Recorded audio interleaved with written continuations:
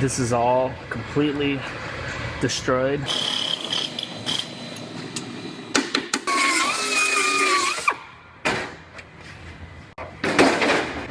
I have a Toyota here. This one got hit in the dog leg section of the quarter panel. This is all completely destroyed, obviously, as well as damage going all the way back here. So this one's going to get a new quarter panel, which I have right here. However, first, this one has a little bit of wheelhouse damage inside of here. So I'm gonna grab this and pull this and work that back into shape before I cut this panel off. Then I'll cut this off and I'll be able to finish straightening that out.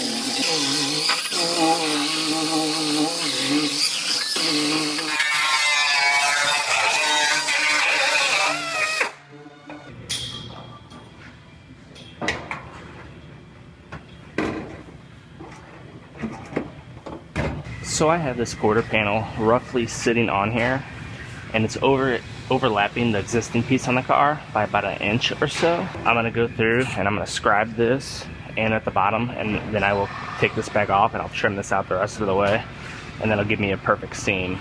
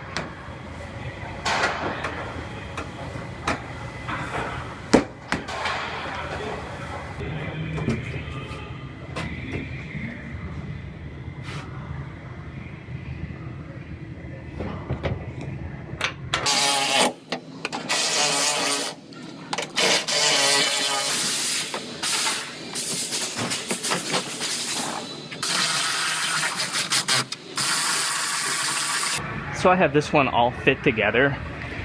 I have my door gap nice and even and flush, the trunk to quarter panel gap, and the tail light. So this one is ready to weld on. I'm gonna lift it back off, however, first, because it gets some adhesive through here. So I'll lift it back off, put that adhesive in there.